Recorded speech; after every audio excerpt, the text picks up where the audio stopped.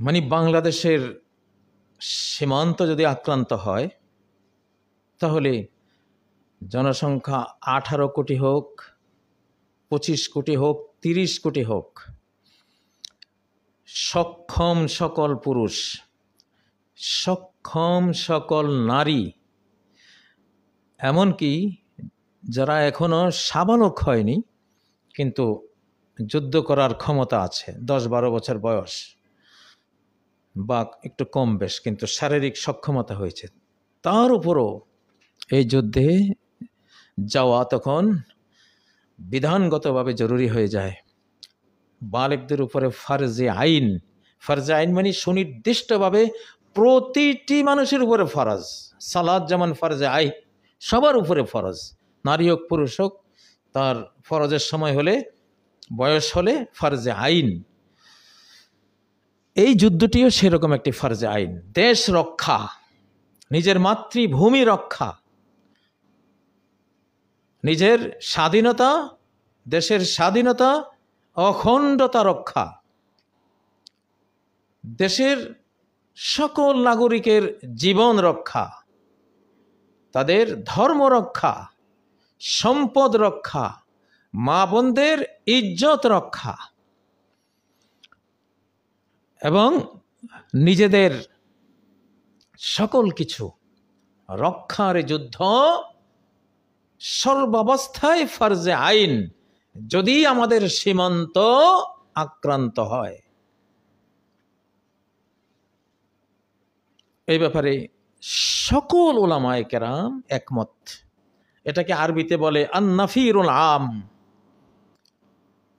আমি ইসলামিক ফতোয়াটা আপনাদেরকে শোনাচ্ছি। ইউসবিহুল জিহাদু ফারদা আইনিন ফি ইদ্দাতি মাওয়াদি। কতগুলো পরিস্থিতিতে যুদ্ধ ফরজে আইন হয়ে যায়, সকল ব্যক্তির উপরে ফরজ হয়ে যায়, যে যেভাবে পারবে সেই যুদ্ধে ঝাঁপিয়ে পড়বে। এক, ইনদা হুজুমিল আদা আলা বালাদিন মুসলিম। কোন মুসলিম দেশ যদি শত্রু দেশ দ্বারা আক্রান্ত হয়, সেই মুসলিম দেশের সকল নাগরিকের উপরে, সকল সক্ষম নারী পুরুষের উপরে প্রতিরোধ যুদ্ধ, মুক্তিযুদ্ধ, দেশ রক্ষা, স্বাধীনতা অখণ্ডতা রক্ষার যুদ্ধে ঝাঁপিয়ে পড়া। পরিণতি কি হয় হোক, ফরজে আইন, ফরজ। মানে এত বড় ইবাদত এটি, এই পবিত্র হোলি ওয়ার, পবিত্র যুদ্ধ এত বড় ইবাদত, যে ইবাদত করলে আপনি ফরজ ইবাদতের সওয়াব পাবেন। আর আমরা যেই দেশ দ্বারা আক্রান্ত হওয়ার মুখোমুখি হয়েছি, সেই দেশের ব্যাপারে তো ঘোষণা আছেই।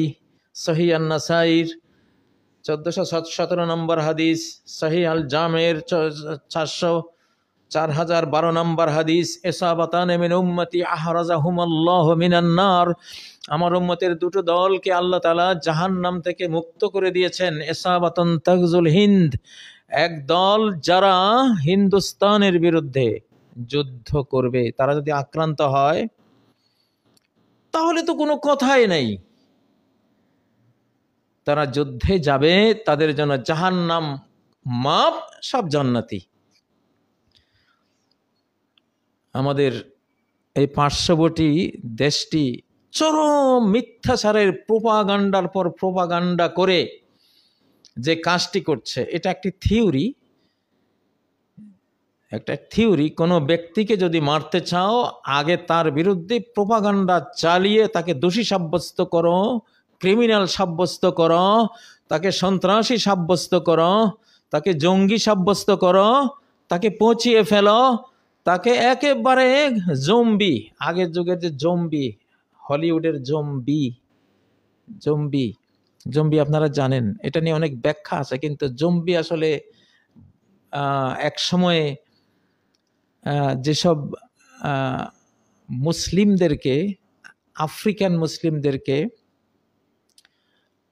দাসী বানিয়ে আমেরিকায় বিক্রি করা হতো, যারা এই কাজ করত, তো তাদের বিরুদ্ধে স্বাধীনতার যুদ্ধে ঝাঁপিয়ে পড়েছিলেন একজন মহান মুসলিম নেতা, মহামানব, তার নাম জম্বি ছিল। কিন্তু তাকে হলিউড এমনভাবে উপস্থাপন করেছে, মানে মনে হয় যেন এটা হলো গোরস্থান থেকে মরা লাশ উঠে এসছে একটা পেতনির মতো, মানে ভয়ার্থ একটা ছবি দিয়ে নাম দিয়েছে জম্বি। জম্বি তো ওই যে একজনকে মারতে চাইলে, ধ্বংস করতে চাইলে আগে মিডিয়ার অপপ্রচার মিথ্যাচার দিয়ে তাকে কালিমা লিপ্ত করো, তাকে কুশ্রী কদর্য ভাবে উপস্থাপন করো, তারপর মারো, তাহলে তোমার বিরুদ্ধে কেউ কিছু বলবে না। ভারত এই কাজটি করছে বাংলাদেশে। আমি হাসলাম দেখে, আমাদের ডক্টর জাহিদ সাহেবেরও দেখলাম, উনি বেশ বাংলাদেশের পক্ষে অনেক কথা বলেন, তো ওনাকেও দাড়ি টাড়ি লাগিয়ে একটা টাইটেল দিয়ে দিয়েছে। তো এগুলো হলো কৌশল, একটা মিথ্যাচার করে, কুৎসিত করে, তারপরে নিজেরা মানে শান্তি বাহিনী হয়ে, পিস কিপিং ফোর্স হয়ে ওনারা আসেন। মমতা ব্যানার্জি সাহেবা তো ঘোষণাই দিলেন যে বাংলাদেশের শান্তি বাহিনী ভারতকেই প্রেরণ করতে হবে। এখন হায়না যদি ভেড়ার চামড়া পরে, হায়না ভাল্লুক যদি কোনো আপনার ভেড়ার পাল বা দুম্বা গরু ছাগল এদেরকে নিরাপত্তা দেওয়ার ঘোষণা দেয়, কিন্তু ভাল্লুকের গায়ে হলো ভেড়ার চামড়া, দুম্বার চামড়া, তখন সবাই বুঝবে যে আরে উনি তো আমাদেরই লোক, তাই না? হ্যাঁ, কিন্তু আসলে উনি যে ভাল্লুক। মমতা ব্যানার্জিকে আমরা একটুখানি নীরব থাকতাম ওনার ব্যাপারে, আসলে সেও তো ভাল্লুক। হ্যাঁ, আমাদের দেশে ওনারা শান্তি মিশন পাঠাবে। ওনাদের দেশে কলকাতার রাস্তাঘাটে কোনো মহিলা চলতে গেলে ওনাদের হাইকোর্ট থেকেই বিচারকই বলেছেন যে কোনো নিরাপত্তা নাই। এমন এক অশান্ত দেশ। মুসলিম সংখ্যালঘুরা ডিটেনশন ক্যাম্পে রাতের পর রাত, দিনের পর দিন মনোবেতর জীবন যাপন করে।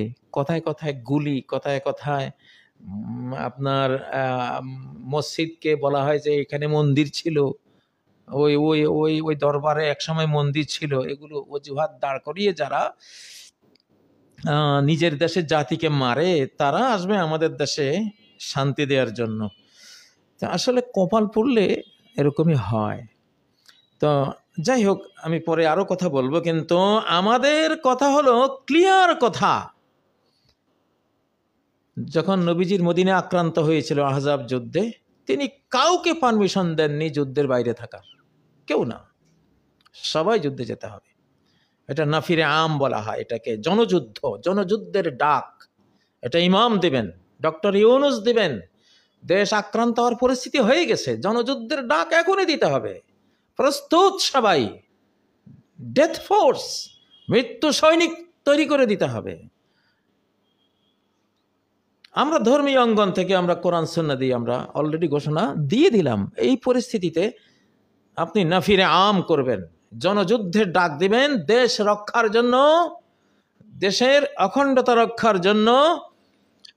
পরিস্থিতি অনেক আগে আমি আপনাদেরকে ভিডিওর মাধ্যমে বলেছিলাম যে মার্চ 2025-এর আগেই সকল সামরিক প্রস্তুতি বাংলাদেশকে সম্পন্ন করতে হবে।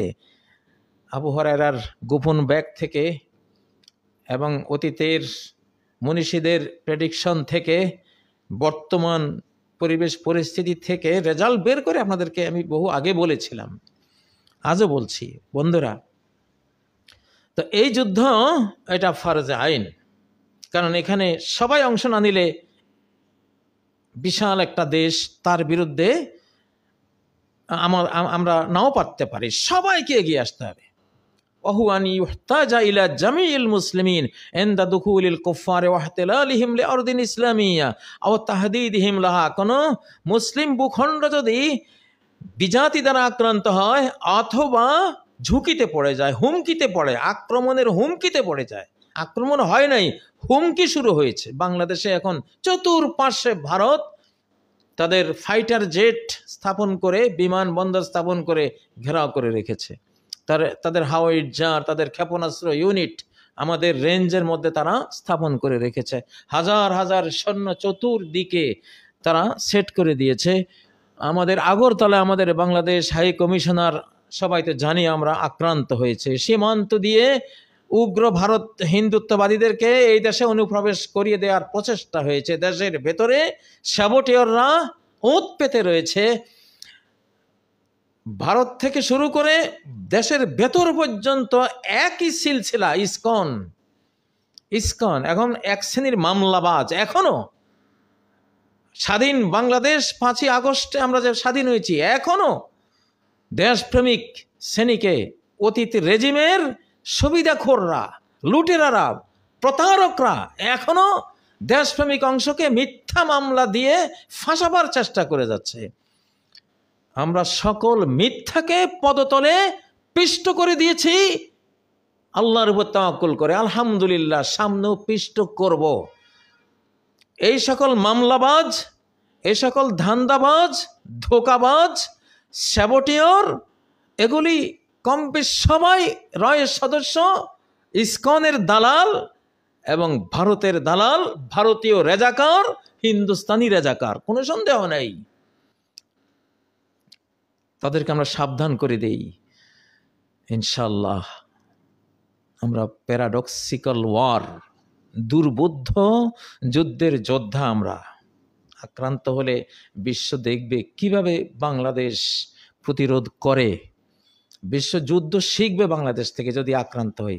আমরা যুদ্ধ চাই না। আমাদের নবীজি বলেছেন, তোমরা লা তাতামান্নাও লিকা আল আদু, কোনো শত্রুর সাথে যুদ্ধ তোমরা চাইও না, কিন্তু যদি আক্রান্ত হও ছেড়ে দিও না, আল্লাহ তোমাদের সাথে আছেন। তা আমরা তো আক্রান্ত, আমরা কাউকে আক্রমণ করতে জানি। বাংলাদেশই আমরা ডিফেন্সিভ জাতি, আমরা ডিফেন্সিভ জাতি, আমরা অফেন্সিভ না, আমরা শান্তিপ্রিয়। কিন্তু আমরা আক্রান্ত হলে আমরা রয়্যাল বেঙ্গল টাইগার, আমরা গহীন জঙ্গলের সিংহ ইনশাআল্লাহ। তো এই জন্য কেউ যাতে আমাদেরকে আক্রমণ করার মতো দুঃসাহস না দেখায়। তো এখানে যেটা আহজাব যুদ্ধে মানে যে যৌথ বাহিনী নবীজিকে আক্রমণ করেছিল, তখন আল্লাহ তাআলা এক গ্রুপের দুর্নাম করেছেন সূরাতুল আহজাবের 13 নম্বর আয়াতে, ওয়ায়াস্তাযিনু ফারিকুম মিনহুমুন নাবিয়্যা ইয়াকুলুনা ইন্না বুয়ুতানা আওরা। একদল এসে নবীজিকে বলছে, ইয়া রাসূলুল্লাহ, আমার ঘর অরক্ষিত, আমার বউ বেটি, আমার ছেলেমেয়েরা অরক্ষিত, আমাকে যুদ্ধে যাওয়া থেকে আপনি মাফ করেন, আমি একটু ঘরের হেফাজতে থাকি, শত্রু যদি আমার ঘর আক্রমণ করে কি উপায় হবে? আল্লাহ বলে যে ইয়াকুলুনা ইন্না বুয়ুতানা আওরা, বলে আমাদের ঘরগুলি আওরা মানে এটা অরক্ষিত। ওমা হিয়া বিআওরা, আসলে অরক্ষিত না।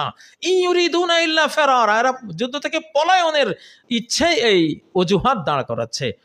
কোনো অজুহাত এখন শোনা হবে না, আল্লাহ তাআলা শুনেন নাই। এটা সূরা আহজাবের 13 নম্বর আয়াত।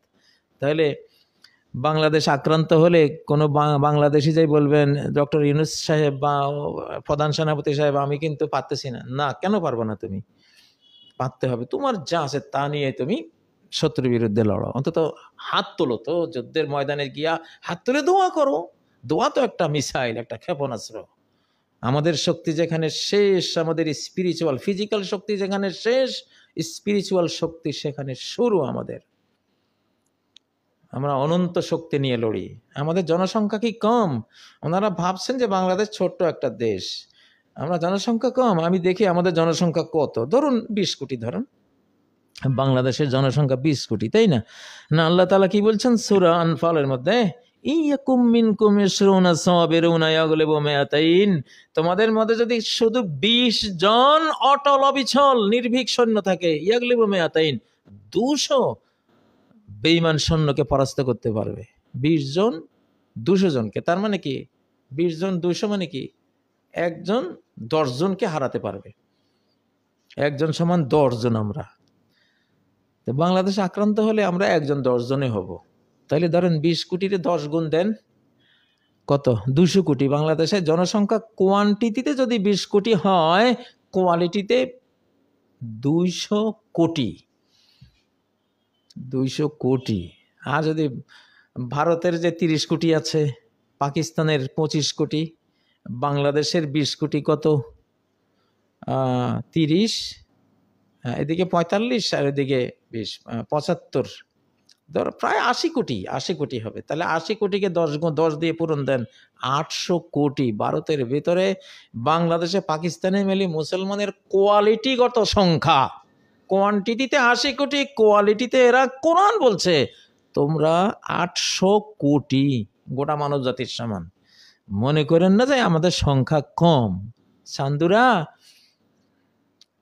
মুসলিম কখনো যুদ্ধে হারে না। মুসলিম যদি যুদ্ধে ঝাঁপায়, আক্রমণ করেন আর ঝাঁপিয়ে পড়ে, হেরে যাবে না, হেরে যাব না ইনশাআল্লাহ। কপাল পুড়বে না নিজের দেশের।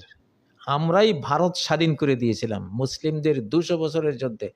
আমাদের হিন্দু বন্ধুরা যখন কি না ইংরেজদের তোয়াজ করতো, রবি ঠাকুর যখন ইংরেজদের কি জগৎ ভারত বিধাতা না জানে কি বলে ইংরেজদের তোয়াজ করতো, তখন আমাদের তিতুমির বাঁশের কিল্লা দিয়ে যুদ্ধের ডিক্লার দিয়েছে। আমরা যুদ্ধ করেছি, আমরা শিখিয়েছি। 750 বছর আমরা ভারত শাসন করে ইংরেজদের হাতে যখন দেশ চলে গেছে, ভারত চলে গেছে, আমরা 200 বছর লড়াই করে স্বাধীন করে আমরা পাকিস্তান নামে আলগা হয়েছি, বাকিটা হিন্দুদেরকে দিয়েছি। আমাদের শৌর্য বীর্যের কারণে তারাও সাহসী হয়ে অংশ নিয়েছিল। ভারত স্বাধীনতার পেছনে মুসলিমদের অবদানই সবচেয়ে বেশি। আজকে মুসলিমদেরকে বলে যাচ্ছেন, মুসলিমদেরকে মারতে আসতেছেন, মুসলিমদের উপরে এইভাবে অত্যাচার, এইভাবে মিথ্যাচার করছেন। তো যেহেতু হাদিসে আছে, প্রেডিকশনে আছে আরেকবার মুসলিম শাসন আসবে ভারতে, আমার তো মনে হয় বাংলাদেশ আক্রমণ করলে ভারতে আবার মুসলিম শাসন, শাহানশাহ, রাজাদিরাজ দিয়ে দেবেন। কুলিল্লাহুম্মা মালিকাল মুলক, সাম্রাজ্যের মালিক আল্লাহ, সাম্রাজ্যের মালিক আপনি না। যুদ্ধে লাগলে যে যুদ্ধ শুরু করা আপনার হাতে হয়তো থাকতে পারে, শেষটা আপনার হাতে নাই, কোথায় যে দাঁড়াবে। তাই জন্য যুদ্ধ করতে আসবেন না, আমাদের আক্রমণ করবেন না, আমরা আক্রমণকারী জাতি না, আপনারা আক্রমণ করতে আসবেন না। এখানে হিন্দুরা খুব শান্তিতে আছে। বাংলাদেশের হিন্দুদের উপরে ফরজ, এক মুখে সবাই বলা যে আমরা শান্তিতে আছি। ভারতের ষড়যন্ত্রের জবাব দেওয়া এদেশের সকল হিন্দু, বৌদ্ধ, খ্রিস্টানের ফরজ, এটা জাতীয় ফরজ তাদের উপরে। তারা এটা বলা যে আমরা আক্রান্ত হই নাই, সারা বিশ্বের কাছে তারা প্রচার করুক যে না, এটা ভারতীয় চক্রান্ত, ভারতীয় ষড়যন্ত্র। আপনাদের উপরও ফরজ। আমরা যদি আক্রান্ত হই তাহলে ভারতকে, আমি আবারও বলছি, ভারতের ব্যাপারে যুদ্ধ হবে সৃষ্টিকর্তার সাথে। আপনারা মূর্তি পূজা করেন, সৃষ্টিকর্তার জায়গায় 33 কোটি আল্লাহর দুশমন বসিয়েছেন। সকল নবীদের সাথে যুদ্ধ হয়েছে মূর্তি পূজারীদের, সেই নূহ আলাইহিস সালাম থেকে মুহাম্মদ সাল্লাল্লাহু আলাইহি ওয়াসাল্লাম পর্যন্ত যারা আল্লাহর সেজদা মূর্তিকে দিয়েছে, এদের সাথে সকল নবীদের যুদ্ধ। এবং সকল যুদ্ধের শেষ পরিণতি মূর্তি পূজারীরা হয় মাটির নিচে তলিয়ে গেছে, না হয় মহাসাগরে হারিয়ে গেছে, না হয় আকাশের স্টেরয়েড মিটিওর আক্রমণে ধুলায় মিশে গেছে।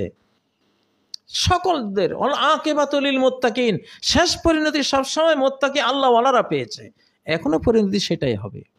যুদ্ধ হবে ভারত বনাম বাংলাদেশ না, ভারত বনাম সৃষ্টিকর্তা আল্লাহ তাআলা। কারণ আমরা আল্লাহকে পূজা করি আর আপনারা আল্লাহর পূজার বিরোধী, এই জন্য আপনারা মুসলিমদেরকে আক্রমণ করেন। ওমা নাকামু মিনহুম ইল্লা আইয়ুমিনু বিল্লাহিল আজিজিল হামিদ। মুসলিমদের দোষটা কি?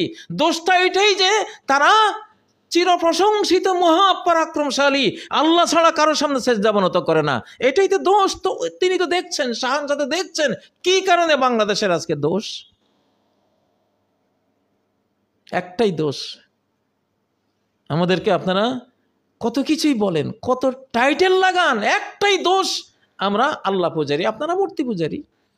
যুদ্ধ হবে মূর্তি পূজারী বনাম সৃষ্টিকর্তা আল্লাহ। আর আমরা সৃষ্টিকর্তার পক্ষে আছি, আমরা সৃষ্টিকর্তার পক্ষে আছি। কিন্তু আমরা আপনাদেরকে আক্রমণ করতে যাব না। আপনারা আক্রমণ করলে প্রবল বিক্রমে এক একজন, কেউ চেঙ্গিস খান হব, কেউ হালাকু খান হব, কেউ আলেকজান্ডার দ্য গ্রেট হব, কেউ সুলতান সুলেমান হব।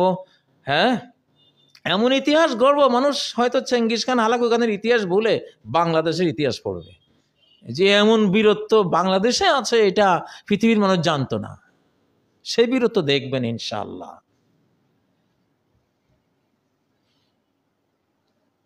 ফেরেশতারা নেমে গেছে আলহামদুলিল্লাহ, আমি জানি।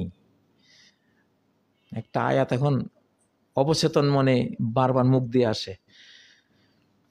এই আয়াতটা হলো সূরা হিজরের আয়াত। এই আয়াতটা কেন মুখ দিয়ে আসে আমি এটা আইডিয়া করি যে আমার অ্যাঞ্জেল ফোর্স, ফেরেশতা বাহিনী নেমে গেছে অলরেডি, ওরা পাহারায় আছে। ফেরেশতা বাহিনী চিনেন তো, এক জিবরাইলের 600 পাখা আছে, একটা দিয়েই কমে লুতের ওই 75 কিলোমিটার লম্বা 5 কিলোমিটার চৌড়া পুরা ভূমিকে আকাশে তুলে উল্টিয়ে এভাবে ছেড়ে দিয়েছিল। সেই অ্যাঞ্জেলরা নেমে গেছে অলরেডি। যে আয়াতটা আমি পড়ি এখন, আমার স্বপনে জাগরণে পড়ি, সেই আয়াতটা হলো মা নুনাজ্জিলুল মালাইকাতা ইল্লা বিল হাক্কি ওয়া মা কানু ইযাম মুনযারিন। আমি যখন ফেরেশতা অবতীর্ণ করি তখন একটা বাস্তব সত্য কমান্ড নিয়ে আমি নাজিল করি, ধ্বংসের কমান্ড নিয়ে, ধ্বংসের নির্দেশ দিয়ে আমি মালাইকা সেন্ড ডাউন করে, ফেরেশতা সেন্ড ডাউন করে দেই। ওমা কানু ইযাম মুনযারিন, শত্রুরা তখন আর কোনো অবকাশ প্রাপ্ত হয় না, সময় নাই, টাইম শেষ, এমন অবস্থা হয়ে যায়। তো অলরেডি ফেরেশতা ফোর্স রেডি আছে, আপনারা আসলে মেহমানদারিটা ওনারা শুরু করবেন ইনশাল্লাহ, আমাদের আগে ওনারা শুরু করবেন। তো এখন আমাদের এই দেশের মানুষদের কথা হলো, এই দেশের সবার উপরে, সকল নারী সকল পুরুষের উপরে প্রতিরোধ যুদ্ধ ফরজে আইন। وَإِذَا كَانُوا مَعَهُ عَلَى أَمْرٍ جَامِعٍ لَمْ يَذْهَبُوا حَتَّى يَسْتَأْذِنُوهُ। আল্লাহ তাআলা বলছেন, যখন মুমিনরা কোনো জাতীয় যুদ্ধে, জাতীয় বিষয়ে রাষ্ট্র সরকারের সাথে থাকবে, তখনকার নবীজি ছিলেন রাষ্ট্রপতি, রাষ্ট্রপতির সাথে থাকবে, লাম ইয়াযহাবু হাত্তা ইয়াস্তাযিনু, রাষ্ট্রপতির অনুমোদন ছাড়া, তৎকালীন যিনি রাষ্ট্রপতি নবীজি, তার অনুমোদন ছাড়া তারা কোথাও যেতেও পারবে না, অনুমতি লাগবে। এটা ঈমানের বিষয়, জান্নাত জাহান্নামের বিষয় এটা। অতএব কোনো অবহেলার সুযোগ নেই, যুদ্ধ ফরজ, এই জন্য ট্রেনিং শুরু করে দেন, ঘন্টার পর ঘন্টা সাঁতার কাটেন, দৌড়ান, 2, 4, 5, 10 ঘন্টা করে দৌড়ান, লেফট রাইট করেন, লাঠি খেলা, কারাতে, এগুলি শিখান। সরকারের উপর এখন ফরজ হয়ে গেছে। হুমকি, আপনি আক্রান্ত হলে কখন রেডি হবেন আপনি, আপনাকে তো এখনই প্রস্তুতি নিতে হবে, এটা ফরজ, এটা ফরজে আইন হয়ে গেছে। কারণ এখানে ইসলামী ফতোয়ায় দুইটাই আছে, দেশ আক্রান্ত হলেও ফরজ আইন, আক্রান্ত হয়নি কিন্তু হুমকি দামকি পরিস্থিতি শুরু হয়ে গেছে, তখন থেকে ফরজ আইন, এখন থেকে ফরজ আইন ট্রেনিং দেওয়া। যদি আপনারা ডক্টর ইউনূস সাহেব, সেনাবাহিনী প্রধান, আরো যারা আছেন, আপনারা যদি এখন আমাদেরকে ট্রেনিং দেওয়ার ব্যবস্থা না করেন, আপনারা ফরজে আইন তরকের কবিরা গুনাহগার হবেন। আমাদেরকে ট্রেনিং দিলে কোনো লস আছে? বহু দেশ আছে সকল নাগরিকের উপরে ট্রেনিং রাষ্ট্রীয়ভাবে ফরজ করে রেখেছে, বাংলাদেশ এখন সেই অবস্থা নেই। অতএব ট্রেনিং দেন, জাতিকে রেডি করেন, শারীরিক ফিটনেস ইনশাল্লাহ। আমাদের এক একজন সেনাবাহিনীর পিছনে আমরা লাখ লাখ জনগণ, আমরা রেডি। আপনারা জনগণের গভীরতায় আশ্রয় নেবেন ইনশাল্লাহ। সেনাবাহিনীর কোনো ভয় নেই, আমাদের সেনাবাহিনী। আমি আপনাদেরকে 8:17 কথা বলেছি, যখন মারবেন তখন 8 নম্বর সূরা আনফালের 17 নম্বর আয়াত পড়ে শুরু করবেন। ওমা রমাইতা ইজ রমাইতা ওয়ালাকিন্নাল্লাহ রামা। তুমি যখন নিক্ষেপ করেছিলে, তুমি তো নিক্ষেপ করেছিলে না, আল্লাহ নিজে নিক্ষেপ করেছেন। আপনি যখন এই আয়াত পড়ে নিক্ষেপ করবেন, নিক্ষেপের শক্তিটা তখন আল্লাহ থেকে সাপ্লাই হয়ে যাবে। আর হলো যারা যুদ্ধের ময়দানে যাবেন, আপনাদেরকে 36 নম্বর সূরা ইয়াসিনের 9 ভার্স, 9টি আয়াত, 1 থেকে 9 নম্বর আয়াত পর্যন্ত পড়তে বলছি। এটা পড়লে, এটা জ্যামিং আপনি করে দিলেন, আপনাকে দেখবে না শত্রুর কোনো মানে ভীষণ দিয়ে, কোনো দেখার যন্ত্র দিয়ে শত্রু আপনাকে দেখবে না।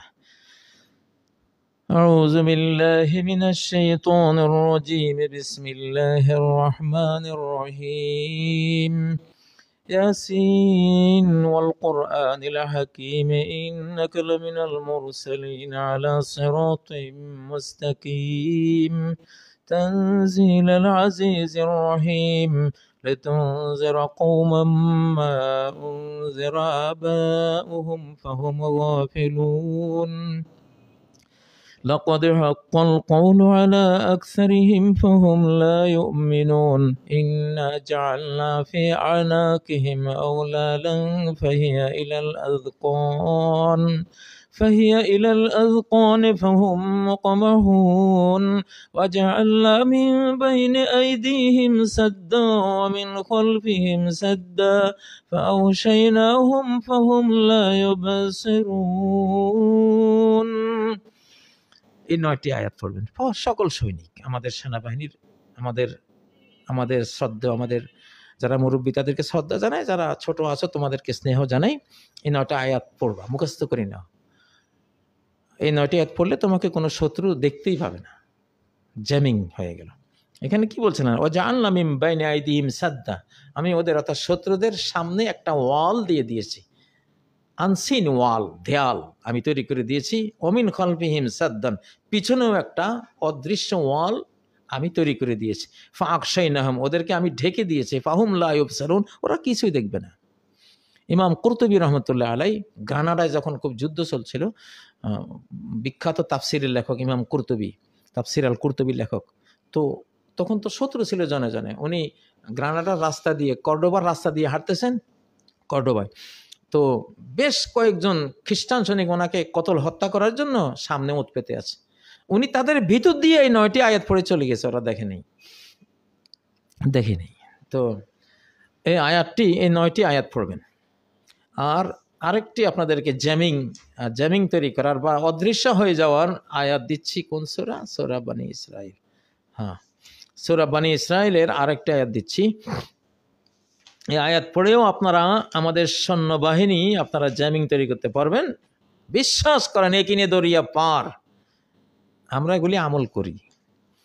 তো এগুলো, এটা সূরা বনী ইসরাইলের 35 নম্বর আয়াত।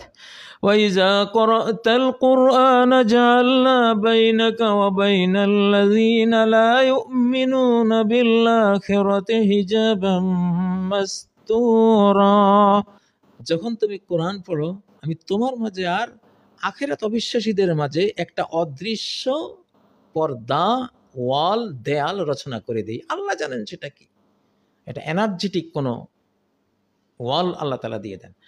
তারপরে যুদ্ধে যাবেন, সূরা ইখলাস মুখস্থ আছে, আবৃত্তি করতে থাকেন, সূরা ফাতিহা মুখস্থ আছে, আবৃত্তি করতে থাকেন, একটা ওয়াল আল্লাহ তৈরি করে দিবেন।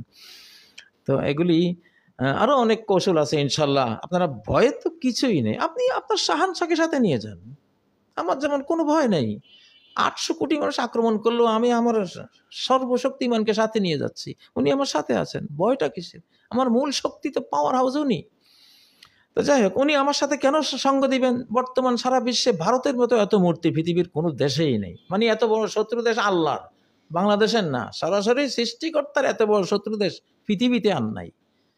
এত মূর্তি পূজা করে ওরা সৃষ্টিকর্তার বিরুদ্ধে ওরা এমনভাবে অবস্থা নিয়েছে। অতএব সৃষ্টিকর্তা যে আপনাদের জনে জনের সাথে তিনি আছেন কোনো সন্দেহ নেই। অতএব যদি আমরা আক্রান্ত হই, ইনশাআল্লাহ নাফিরুল আম, একেবারে জনযুদ্ধের ডাক। আমি তো আজকে সিদ্ধান্ত জানিয়ে দিলাম, আপনারা সেটা কাজে লাগাবেন ইনশাআল্লাহ। তো এবং কারো পালাবার কোনো সুযোগ নেই। এই জনযুদ্ধের জনযুদ্ধ থেকে পালিয়ে যাওয়া এটা কবিরা গুনাহ, মহাপাপ। তো এখানে বলা হয়েছে একটা ছেলে চাচ্ছে জনযুদ্ধে যাবে, মা বাবা অনুমতি দিচ্ছে না, কয় না এখানে মা বাবার কথা শোনা যাবে না, মুকাদ্দাম আলা তাআতিল আবাওয়াইন, মা বাবার কথা এখানে গৌণ। দেশ রক্ষা করে, আরে মা বাবা তো রক্ষা হবে না যদি আক্রান্ত হয়। এই জন্য মা বাবার সাথেই পোলাকে মা বাবা যেতে দিতে না চাইলেও যেতে হবে, তাকে ফরজে আইন, এটা যেতে হবে, ছাড় নাই কোনো। এখন স্ত্রী যুদ্ধে যাওয়ার মতো কন্ডিশন আছে, স্বামী দিচ্ছে না, এখানে স্বামীর কথা শোনা যাবে না। এখানে স্ত্রী তার পাওয়ার আছে, স্ত্রী যুদ্ধে ওখানে অংশগ্রহণ করবে, যুদ্ধে যাবে, কারণ তার নিজের ব্যক্তিগত রক্ষার জন্য তো যুদ্ধে তাকে ঝাঁপিয়ে পড়তে হবে।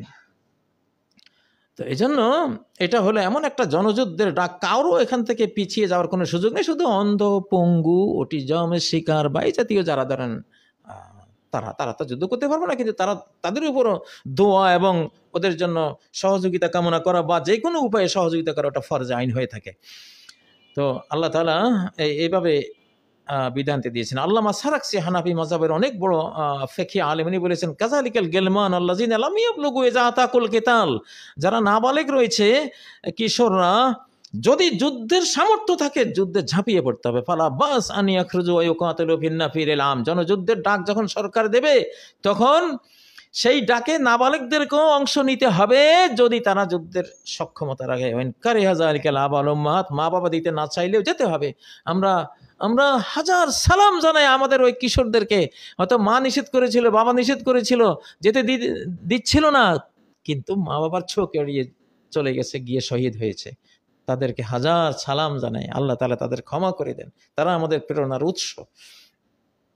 তো এখন যদি ধরেন বাংলাদেশের 20 কোটি মুসলিম, যদি আমরা এই শত্রুদের আক্রমণে আমরা দুর্বল হয়ে যাই, তখন বাংলাদেশ থেকে কাছের মুসলিম দেশ কোনটা আছে তাদের উপরে ফরজ হয়ে যাবে আমাদের সাথে যুদ্ধে যোগ দেয়া। পাকিস্তান, আফগানিস্তান, ইরান, এদের উপরে ফরজ হয়ে যাবে আমাদেরকে সাহায্য করা।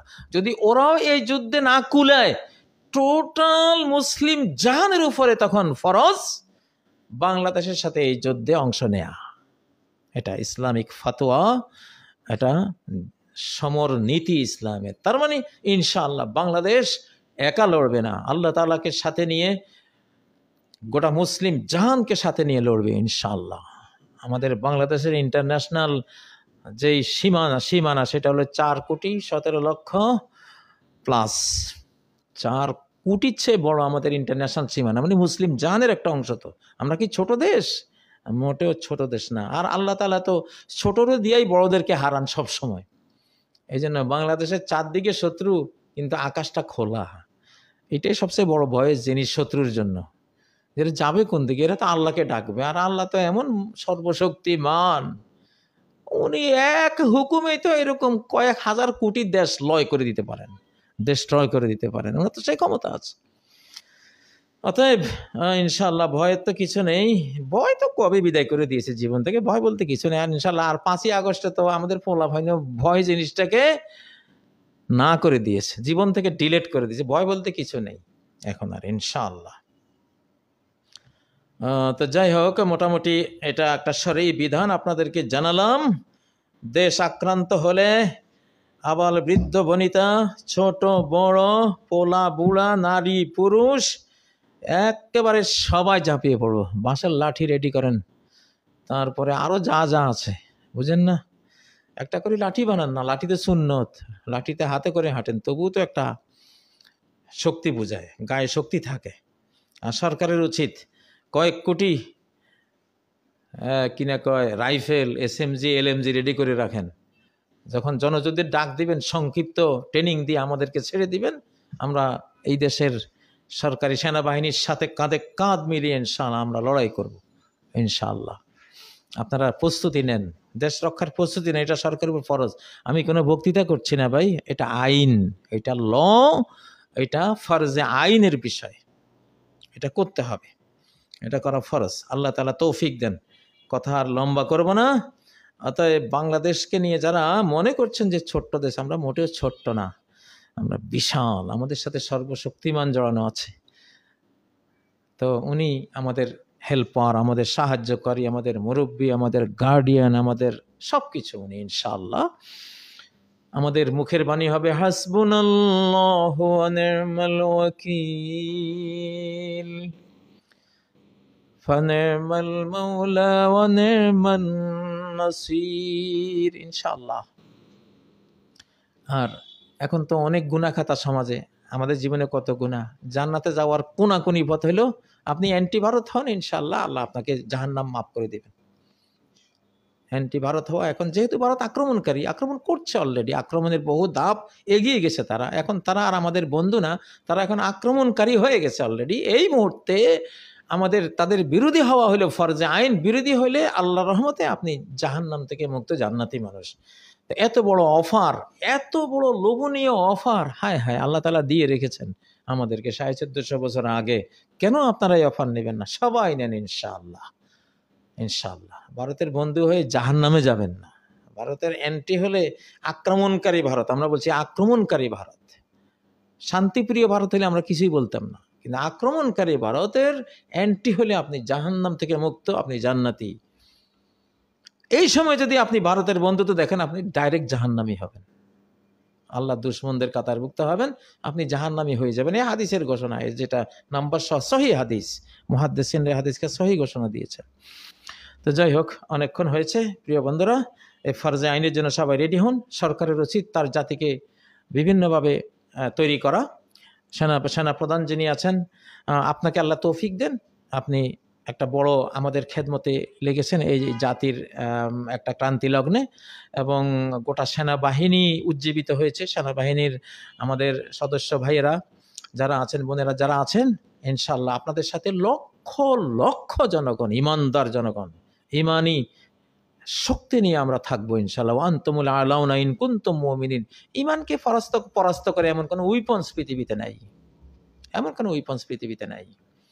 এমন ঘটনা ঘটবে, 1965 সালের যুদ্ধে ভারতীয় সেনাবাহিনীর লোকেরা বলছিল যে আপনাদের পাগড়িদারি সাদা জুব্বাওয়ালা বিশাল বিরাট আকারের সৈনিকরা কারা, যে আমরা আকাশ থেকে বোম ফেলেছি, ওরা দুই হাতে নিয়ে এভাবে ফেলে দিয়েছে, দুই হাতে বোমাটা নিয়ে ফেলে দিয়েছে, এই সৈনিকরা কারা? পাকিস্তানি সৈনিকরা বললো, কই আমরা তো দেখিনি। তো আমরা তো দেখেছি, ওদের নজরে দেখবে ওরা ইনশাআল্লাহ, আমাদের ফেরেশতা ফোর্স ওরা দেখবে। ফেদায়ে বদর पैदा कर फरिश्ते तेरे नुसरत को उतर सकते हैं गर्दों से कतार अंदर कतार अब भी। তুমি বদর যুদ্ধের মতো মহানবীজি আক্রান্ত হয়ে তিনি যেমন বদর যুদ্ধ প্রতিরোধ যুদ্ধ করেছিলেন, সেরকম একটা অবস্থা নিজের মধ্যে তৈরি করো, সেরকম আল্লাহ ওয়ালা হও, দেখবা সারি সারি ফেরেশতা, সহস্র সহস্র আল্লাহর অকল্পনীয় শক্তির অধিকারী ফেরেশতারা তোমার সাহায্যে নেমে যাবে ইনশাআল্লাহ, আল্লাহর হুকুমে। আল্লাহ তাআলার সাথে থাকবেন। তো আল্লাহ আমাদের বাংলাদেশকে হেফাজত করুন। ডক্টর ইউনূস সাহেব আমাদের সেনাবাহিনী প্রধান, আমাদের এই বাংলাদেশের প্রতিটি দেশপ্রেমিক নাগরিককে যুদ্ধের জন্য প্রস্তুত হওয়ার তৌফিক দিন। বিশেষ করে যারা হিন্দু, বৌদ্ধ, খ্রিস্টান আছেন, শত লক্ষ মুখে আপনারা প্রচার শুরু করে দেন, আমরা শান্তিতে আছি। আমি কিছুদিন আগে ভিডিওতে বলেছিলাম, আল জাজিরার রিপোর্ট, আফগানিস্তানে যত হিন্দুরা আছে সবাই বলেছে আমরা শান্তিতে আছি। মুসলিম দেশে মুসলিমরা কখনো কাউকে একটা পিঁপড়া মারতেও তারা চিন্তা করে, মুসলিমরা একটা পিঁপড়া মারতেও চিন্তা করে। একটা বিড়ালকে অন্যায়ভাবে হত্যা করা মুসলিম সমাজে কঠিনভাবে নিষিদ্ধ, নিষিদ্ধ। একটা প্রাণীকে না খাইয়ে কষ্ট দেয়া এটা নিষিদ্ধ ইসলামী আইনে। তো এটা সেই দেশ, আপনাদেরকে কেন কষ্ট দেবে? আপনারা আমাদের এই দেশেরই নাগরিক, মানব বন্ধু আপনার। তবে আপনাদের বলতে হবে, আপনাদেরকে নাম বিক্রি করে তারা এই মুসলিম মানচিত্রে হিন্দু রাষ্ট্র বানাবার ঘোষণা দিচ্ছে। কশিন কালেও এটা হবে না। বরং আমি রেজাল্ট বলে দিয়েছি, ভারত যদি এই দেশ আক্রমণ করে, ভারত নিজেকে আর হিন্দুদের হাতে পাবে না। যুদ্ধ শেষে ভারত দেখবে দেশটা মুসলিমদের হাতে ইনশাআল্লাহ। আমার আল্লাহর ঘোষণা আছে, যুদ্ধ শেষে দেখবেন দেশটা মুসলিমদের হাতে। আদালতে বলেছিলাম, জজ সাহেব, একজন হিন্দু জজ ছিল সেদিন আদালতে, আমি বলেছিলাম আমি কাজী ইব্রাহিম, আমার ব্লাড কিন্তু হযরত ইব্রাহিম আলাইহিস সালামের, আমার এই বংশে হযরত মুহাম্মদ সাল্লাল্লাহু আলাইহি ওয়াসাল্লাম এসেছেন। এই বংশের একটা বৈশিষ্ট্য আছে, আমি খড়কুটা হতে পারি, আমার কোনো ভ্যালু নাই, বাট আমার রক্তটা ওইটা। এই বংশ নমরুদের বিশ্ব সাম্রাজ্য খেয়েছে, এই বংশ ফেরাউনের সাম্রাজ্য খেয়েছে মুসা আলাইহিস সালামের মাধ্যমে, উনিও ইব্রাহিম বংশের মানুষ। এই বংশ মুহাম্মদ সাল্লাল্লাহু আলাইহি সাল্লামের মাধ্যমে রোমান সাম্রাজ্য, পারস্য সাম্রাজ্য খেয়েছে। আর আমি আদালতে সেদিন বলেছিলাম যে আমি কাজী ইব্রাহিম, আমিও সেই লতা, আমার তো সেই রক্তটা আমার দেহে আছে। আমি আশা করি আমি ঢাকা, দিল্লি আল্লাহর কাছে একসাথে পাবো, আল্লাহ আমাকে দেবেন। আমি সেদিন আশা করেছিলাম আমার স্রষ্টার কাছে। তো ঢাকা তো তিনি দিয়ে দিয়েছেন আলহামদুলিল্লাহ। এখন দিল্লির আমাদের দিক থেকে দিল্লির কোনো ভয় নেই, আমরা কখনো দিল্লি আক্রমণ করতে যাব না, আমরা যাই না, এটা আমাদের অভ্যাস, আমাদের সেই আমরা এবিলিটিও নাই, আমরা সেটা চিন্তাও করি না। বাট যদি দিল্লি আক্রমণ করে ঢাকা, তাহলে ঢাকা দিল্লি একসাথে হয়ে যাবে ইনশাআল্লাহ মুসলিমদের হাতে ইনশাআল্লাহ। রেজাল্টটা লিখে রাখেন বন্ধুরা, না জেনে কথা কই না, না জেনে কথা বলি না, এসব কথা জেনেই বলি। ঢাকা দিল্লি একসাথ করবো ইনশাআল্লাহ। আল্লাহ তুমি তো জানো বন্ধু, চিরবন্ধু, আমার বাল্যকালে আমি আমার স্রষ্টাকে বন্ধু বানিয়ে রেখেছি। সহজে আমার কোনো কথা উনি ফেলেন না, আমার মুখ দিয়ে বের হওয়া একটা কথা আমার সেই বাল্যকাল থেকে বন্ধু যিনি আমার সৃষ্টিকর্তা তিনি ফেলেন না। বেশি কথা বলবো না, ঘটনা এইটা ঘটবে। অতএব ভাই আপনারা ভারত সীমান্তে থাকেন, বাংলাদেশের দিক থেকে আপনাদের কোনো ভয় নেই। আমি আগেও বলেছি হালাকুল হিন্দে মিনাস চীন, ভারত যদি ধ্বংস হয় চীনের দ্বারাই হবে। সে অ্যাবিলিটি চীনের আছে, সে প্রযুক্তি তাদের আছে। বাংলাদেশে আক্রমণ করলে দেখবেন যে চীনে কবে এই তো মহা সুযোগ, লরে যাবেনটা কই তখন। তো যাই হোক, আপনারা আমাদেরকে নিয়ে আমাদেরকে দোষারোপ করেন না, আমরা দোষী না, আমরা বাঙালিরা ওরকম না। আমরা অতিথিপরায়ণ, আবেগী জাতি, শান্তিপ্রিয় জাতি, আমরা ডিফেন্সিভ জাতি, আমরা কখনো অফেন্সিভ জাতি না। আপনারা অযথাই আক্রমণ করে নিজেদের সর্বনাশ করবেন না। আমাদের সাথে আমরা স্রষ্টাকে সাথে নিয়ে চলি, আরও তো তখন আরো মানে সিরিয়াসভাবে আমরা সর্বশক্তিমানকে সাথে আমরা পাবো এবং নেবো ইনশাআল্লাহ। কারণ আমাদের কোনো দিকে যাওয়ার রাস্তা নাই, ওনার দিকে যাওয়ার রাস্তাটা খোলা আকাশের দিকে। কি ভয়ঙ্কর মানচিত্র না, একটা দেশ চারদিক শত্রু, খোলা না, শুধু উপরের দিকে খোলা। জ্ঞান থাকলে এই চিত্রটা দেখলে তো আপনার ভয় থাকা উচিত যে না, এই দেশে আক্রমণ করা যাবে না, এই দেশের মানুষ কোনো দিকে মন যাবে না আল্লাহ ছাড়া, যাওয়ার রাস্তাই তো নাই, শুধু উপরের দিকে যাবে। আল্লাহু আকবার, সিজদায়, তাহাজ্জুদে, আহাজারি, দিলের আহাজারি, সৃষ্টিকর্তা যে কিভাবে সাহায্যের মানে আষাঢ়ে বানের মতন ডাক শুরু হয়ে যাবে সাহায্যের, মাতিয়া ছুটিয়া চলে ধারা খরতর, এই অবস্থা হয়ে যাবে ইনশাআল্লাহ। তো এখানে শেষ করলাম। সুবহানাকাল্লাহুম্মা ওয়া বিহামদিকা আশহাদু আল্লা ইলাহা ইল্লা আনতা আস্তাগফিরুকা ওয়া আতুবু ইলাইক। আসসালামু আলাইকুম ওয়া রাহমাতুল্লাহি ওয়া বারাকাতুহু।